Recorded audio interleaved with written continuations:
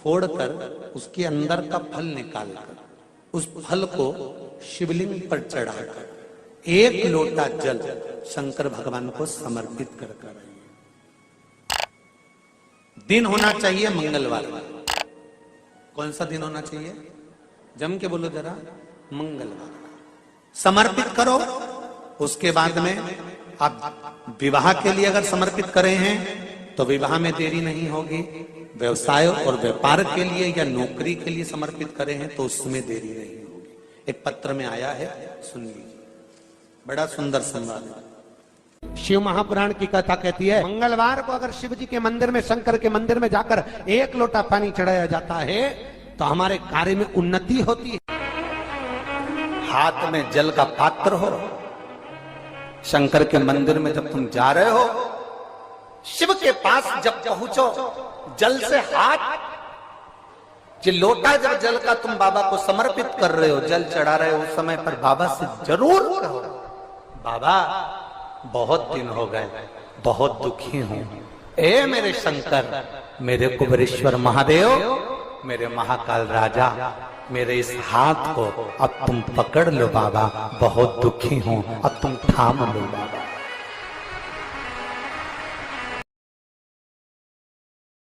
दुनिया के लोग नहीं समझते कि शंकर पर जल चढ़ाने का क्या लाभ है। शिव महापुराण कहती है, अगर एक दिन, शिव महापुराण की कथा कहती है, मंगलवार को अगर शिव जी के मंदिर में, शंकर के मंदिर में जाकर एक लोटा पानी चढ़ाया जाता है तो हमारे कार्य में उन्नति होती है। कोई व्यापार नहीं चलता हो, दिक्कत आ रही हो तो हनुमान जी के दूसरे नंबर का भाई गतिमान का स्मरण करो। हनुमान जी के उल्टे पांव का सिंदूर लाकर गतिमान का नाम लेकर स्वस्तिक बना दिया जाए व्यापार वाली जगह पर, तो व्यापार अच्छा चलने लगता है महाराज। कोई व्यक्ति पैसा खा गया, नहीं दे रहा, बहुत परेशान हो गए, मांग मांग कर दे गए, नहीं दे रहा, हाथ जोड़ लिए, पांव जोड़ लिए, सब कुछ कर लिया, नहीं दे रहा, तो हनुमान जी के तीसरे नंबर का भाई रतिमान, रतिमान, गतिमान रतिमान, रतिमान का नाम लीजिए। पीपल के पत्ते पर लाल सिंदूर से जो व्यक्ति पैसा लेकर गया उसका नाम लेकर बहते हुए पानी में अपनी कामना कर रतिमान का नाम लेकर छोड़ दीजिए। 15 दिन में रतिमान ऐसी उतावली मचाता है कि उसको हाथ जोड़कर वो खुद फोन लगाकर बोलता, भैया तेरा मैं पैसा लौटा दूंगा। रतिमान का स्मरण किया जाता है। रतिमान, ध्यान दीजिएगा, हनुमान का एक स्मरण, पंचमुखी हनुमान का एक भाव। महाराज, जैसे बहुत ज्यादा तकलीफ अगर व्यक्ति को हो गई है, बहुत कष्टमय जीवन चल रहा है, हार गए हर जगह से और तकलीफमय जीवन चल रहा है, तो पंचमुखी हनुमान का एक शिव महापुराण का और स्कंद पुराण का एक बड़ा सुंदर मंत्र है। उस मंत्र को आप सब एक बार हमारे साथ में बोलें। ओम नमो हनुमते रुद्र अवताराय सर्व शत्रु संहारणाय सर्व रोग हराय सर्व वशीकरणाय रामदूताय स्वाहा।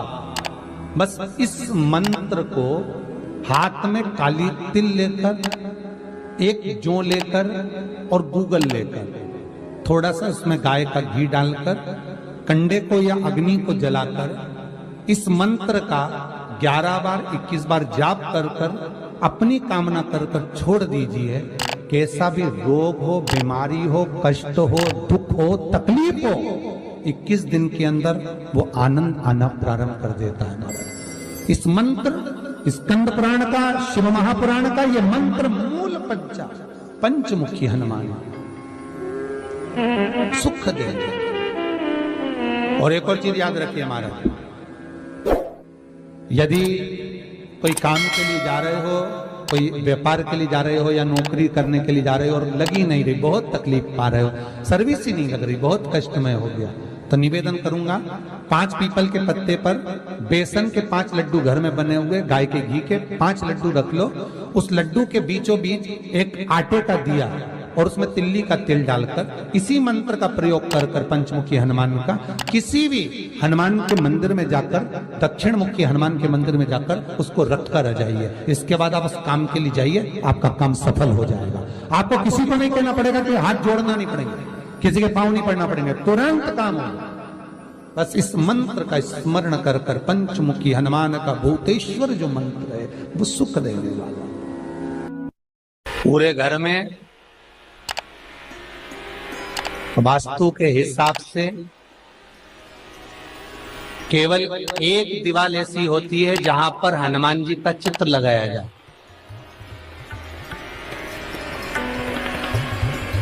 चाहे तुम पर्वत उठाने वाला चित्र लगाओ हनुमान जी का, चाहे बैठे हुए लगाओ, चाहे रामायण पढ़ने वाला लगाओ, चाहे लंका दहन करने वाला लगाओ, चाहे राम नाम जपने वाला लगाओ, चाहे लक्ष्मण को संजीवनी देने वाला लगाओ, चाहे मौन मुद्रा में लगा दो, चाहे स्तुति में लगा दो, चाहे भजन में लगा दो। हनुमान जी का कोई भी चित्र लगता है तो ना पूरब में लगेगा, ना पश्चिम में लगेगा, ना दक्षिण में लगेगा। हनुमान जी का अगर चित्र लगता है तो उत्तर की दीवार में दक्षिण को देखते हुए लगता है, केवल एक ही स्थान।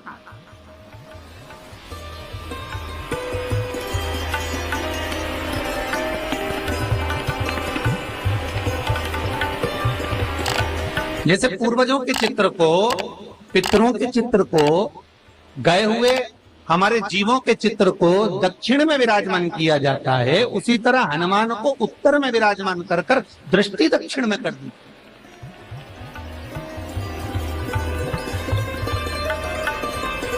घर में हनुमान जी के जितने फोटो होते हैं उसको केवल दक्षिण दिशा में लगा, उत्तर दिशा में लगा बिठाते थे, और दक्षिण की ओर उनकी दृष्टि होना चाहिए, दक्षिण की ओर उनका मुख होना चाहिए। क्यों महाराज? अगर व्यक्ति के जीवन में कोई बीमारी आने वाली है, व्यक्ति के जीवन में कोई रोग आने वाला है, व्यक्ति के जीवन में अगर कोई कष्ट आने वाला है, व्यक्ति के जीवन में अगर कोई परेशानी आने वाली है, व्यक्ति के जीवन में कोई एक्सीडेंट का योग भी बनने वाला है, तो शास्त्र कहता है वो दिशा दक्षिण से ही बनता है।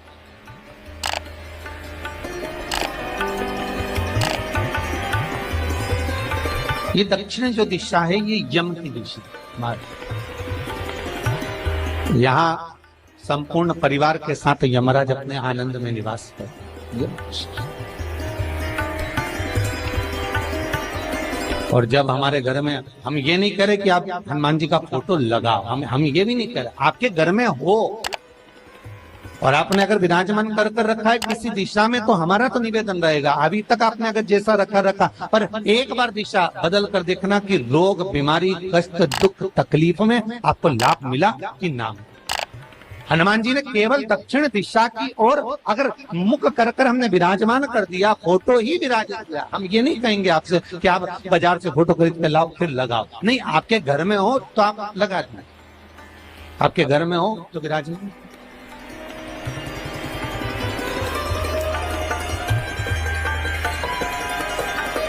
अच्छा, कितनी विपरीतता है वो भी आप जरा जानिएगा महाराज, कि शंकर भगवान के ऊपर जो जल चढ़ाया जाता है उसकी जलाधारी उत्तर में जाती है महाराज। भगवान शिव का जो जल जा रहा है वो उत्तर की ओर जा, और हनुमान जी को उत्तर में विराजमान कर कर मुख दक्षिण की ओर कर दिया। क्यों? प्रबल दिशाओं में उत्तर और दक्षिण महाराज, ये जो दो दिशाएं, इनको साधने के लिए कोई देवता आगे नहीं। अगर इन दिशाओं को कोई साधने वाला है तो केवल एक देवाधिदेव महादेव ही हो सकता। काल का हरण करने वाला वो महाकाल ही हो सकता। शंकर का ही एक अवतार है हनुमान जी महाराज, रुद्र अवतार महाराज। हनुमान जी से कहा तुम दक्षिण की ओर दिशा पर संभालिए, शिव जी कहते हैं मेरा जल जब उत्तर की ओर जाएगा तो इस दिशा को मैं संभालूं, चिंता ना करिए। जो स्मरण करने वाला होता है, भजन करने वाला होता है, कीर्तन करने वाला होता है, नाम जाप करने वाला होता है, उसका भी शास्त्र विधान कहता है, उसका भी व्याख्यान वर्णन करता है कि जैसे एक दिशा के रूप में हनुमान जी महाराज को विराजमान कर कर दक्षिण की दिशा पर हम विजय पर, अर्थात रोग पर, बीमारी पर, कष्ट पर, तकलीफ पर हम विजय प्राप्त कर सकते। ऐसा नहीं कि ऐसा कोई रोग नहीं जिसकी दवा नहीं है, पर जब तक भगवान की कृपा नहीं होगी तब तक कोई औषधि मिल सकती नहीं, कुछ प्राप्त नहीं हो सकता। जब भगवान करुणा करते हैं तो आप रूप कुछ ना कुछ सुख की अनुभूति हो जाती है, अपने आप सुख का भान हो जाता है। तो जैसे दक्षिण का जो स्वामी तत्व है, दक्षिण पर जो दृष्टि देने वाला श्री हनुमान जी महाराज है, इसलिए हनुमान जी को उत्तर की दीवार पर विराजमान कर उनका मुख दक्षिण की ओर रखा जाता है। वास्तु शास्त्र के हिसाब से, वास्तु नियमों के हिसाब से सारे फोटो कहीं पर भी लगा सकते हो, पर हनुमान जी का अगर फोटो तुम्हारे घर में है, हनुमान जी अगर तुम्हारे घर में विराजमान है, हनुमान जी का चित्र तुम्हारे घर में विराजमान है, तो उसका मुख दक्षिण का होगा, तो रोग, बीमारी, तकलीफ, कष्ट ये सब दूर हटते। कई लोग प्रश्न करते हैं, गुरुजी आप कहते हो कि हनुमान जी महाराज शंकर भगवान का एक अंश स्वरूप है, एक अंश स्वरूप। पूरी शिव महापुराण की कथा को उठाकर देखिए, स्कंद पुराण को, मत्स्य पुराण को, कूर्म पुराण को उठाकर देखिए। एक बाणासुर का चरित्र और एक श्री हनुमान जी महाराज का चरित्र बहुत सुंदर शिव का एक अंश माता अंजना के तप साधना से शिव की प्रागट्यता और शंकर भगवान की प्रागट्यता से शंकर का स्वरूप प्रकट हो। इसीलिए तो कहते हैं शंकर सुमन केसरी।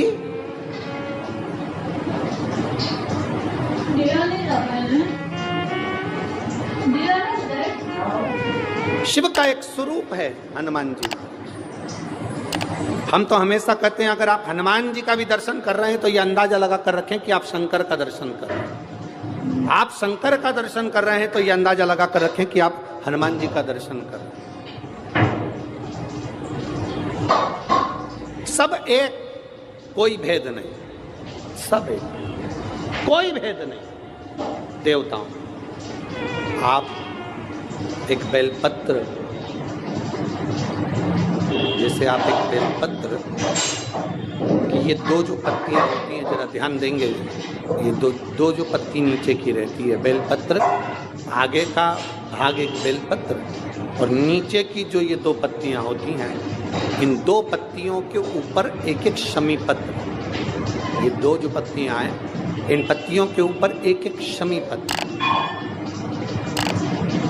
और लाल चंदन ये रखकर कितना भी रोगीला व्यक्ति हो, रोग से ग्रसित व्यक्ति हो, जिंदगी में कितना ही दुख पड़ रहा हो, बेलपत्र की ये दोनों पत्ती जिसके ऊपर शमी पत्र रखकर, लाल चंदन रखकर श्री हनुमान जी महाराज और हनुमान जी महाराज के तीसरे नंबर के भाई श्री गतिमान जी। हनुमान जी कितने भाई हैं?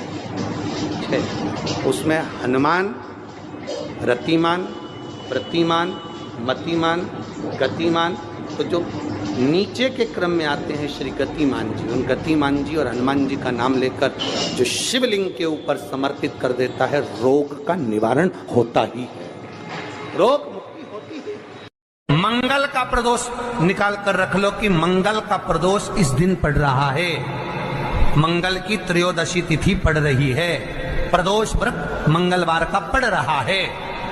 और जिन लड़का लड़की को मंगल होते हैं, जिन कन्या और वर को मंगल होते हैं, केवल शंकर भगवान के मंदिर में जाकर चौमुखी दिया, 4 बत्ती का दिया आटे का, उसमें घी डालकर लड़की शंकर भगवान के मंदिर में मात्र 7 बार शंकर पे से उतार कर 3 बार स्वतः उतार कर शिव के मंदिर में रख देती है, उसका मंगल आड़े आता ही नहीं है, मंगल नहीं आता सामने। मंगल प्रदोष व्रत का इतना महत्व है महाराज। जब जिस महीने में जो प्रदोष पड़ा करे, जब प्रदोष पड़े, बन सके 1 बेलपत्र, बन सके 5 बेलपत्र, शमी पत्र, हरे मूंग, हरा मूंग, बेलपत्र, एक कलश के अंदर थोड़ा सा पानी लेकर 1 बेलपत्र, हरा मूंग, शमी पत्र डालकर और उसमें थोड़ा सा गुड़ डालकर भगवान शिव का स्मरण कर कर प्रदोष काल में, मान लो कोई काम आपका बहुत जरूरी है, बहुत दिनों से आप थक गए हैं, नहीं हो रहा, कर्जा बढ़ रहा है, धन नहीं आ रहा, व्यापार नहीं चढ़ रहा, या कोई समस्या बहुत प्रबल है, कोई एग्जाम में बैठ रहे हो नहीं हो रहा, परीक्षा भी दे दी है, रिजल्ट आने ही वाला है, तो भी प्रदोष काल में, प्रदोष के समय वो जल मूंग, समीपत्र और बेलपत्र और गुड़ का शंकर के शिवलिंग को समर्पित करना प्रारंभ कर दो। 2 या 3 प्रदोष करोगे, बाबा आपकी मनोकामना शीघ्र पूर्ण कर देगा। शंकर भगवान पर चढ़े हुए जल जब नीचे की ओर आता है, जिस जगह पर जल गिरता है उस जगह पर मात्र एक दुर्वा प्रदोष के दिन अपनी कामना कर इस शरीर के सुख के लिए शंकर भगवान के जल गिरने वाले स्थान के पास में अवधूतेश्वर महादेव के नाम से रख दी जाती है, तो जिंदगी में कभी बड़ी बीमारी नहीं आती। उसी तरह जिससे रोग को समाप्त करने के लिए दुर्वा का प्रयोग किया जाता है। कभी ऐसा योग लगे आपके जीवन में कि आप जिस व्यापार को आपने करा उस व्यापार में आपको फल नहीं मिला, फिर आपने व्यापार चेंज करा, फिर बदल कर देखा, फिर उस व्यापार को कर देखा, उसमें फल नहीं मिला, फिर आपने वापिस व्यापार को बदलने का विचार किया, तो हमारा निवेदन रहेगा उस व्यापार को बदलने से पहले एक काम जरूर कर देखो। 3 स्थान पर बेलपत्र को चढ़ाकर देखिएगा। अगर आपको लगे कि मैंने व्यापार बदल लिया, एक बार बदला, कई लोग ऐसे भी होते हैं जो पैसा इकट्ठा करते हैं, धन एकत्रित करते हैं, और कोई व्यापार ऐसा कर लेते हैं जिस व्यापार में धन चले जाता है तो वो धन वापिस नहीं आता, वो व्यापार का धन वापिस नहीं आता, तो बड़े दुखी होता है कि भाई मेरा गया हुआ पैसा नहीं आ रहा, मैं बड़ा कष्ट में हूं, मेरा खुद का ही आ जाए ना तो मैं निहाल हो जाऊं, मेरा अपना ही नहीं आ रहा जो गया हुआ है, तो मैं क्या वर्णन करूं उसको, क्या। उनके लिए भी ये प्रयोग, ये शिव विद्येश्वर संहिता का ये भाव बड़ा सुंदर है।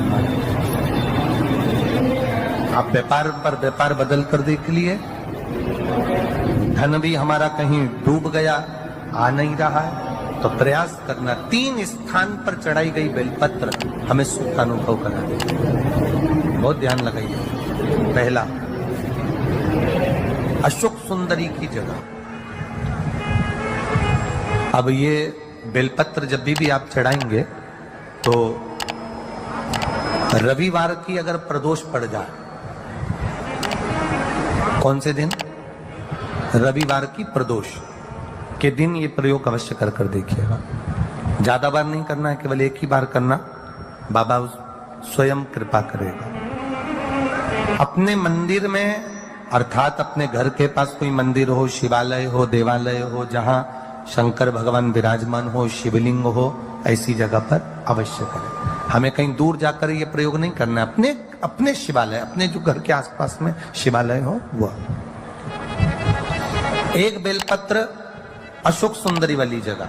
अब उसको अशोक सुंदरी की जगह पर भी चढ़ाने का तरीका क्या है? जब हम बेलपत्र चढ़ाएंगे तो उस बेलपत्र को चढ़ाते समय आपकी जो बेलपत्र की डंडी है, वो बेलपत्र, रविवार प्रदोष के दिन का ये उपाय है महाराज। ये बेलपत्र की जो डंडी है, इस डंडी का भाग शिवलिंग की ओर होना चाहिए। ये जो डंडी है, इसका भाग अशोक सुंदरी पर जब चढ़ाएंगे तो शिवलिंग की ओर इसका भाग होगा महाराज। दूसरी, बेलपत्र को जब हम समर्पित करेंगे, जया, विषहरा, शामरीवारी, दौतली, देव, मान लो जलाधारी ऊपर नहीं है शंकर जी के, तो उसका स्मरण कर 5 कन्याओं का नाम लेकर जया, विषहरा, शामलीवारी, दौतली, देव, इनका स्मरण कर शंकर भगवान के शिवलिंग पर बेलपत्र रखेंगे। बेलपत्र कहां रखना है? आप अगर यहां बैठे हो तो आपके विपरीत में डंडी का मुख होना चाहिए। ये बेलपत्र की जो डंडी है, इसका मुख आपके विपरीत में हो। आप यहां बैठे हो तो डंडी उधर होगी, आप इधर बैठे हो तो डंडी का मुख इधर होगा, आप उधर बैठे हो तो डंडी का मुख इधर होगा। आपके ठीक विपरीत की ओर डंडी का मुख हो। ये 2 जगह बेलपत्र समर्पित करने के बाद तृतीय बेलपत्र शिवलिंग की जो जला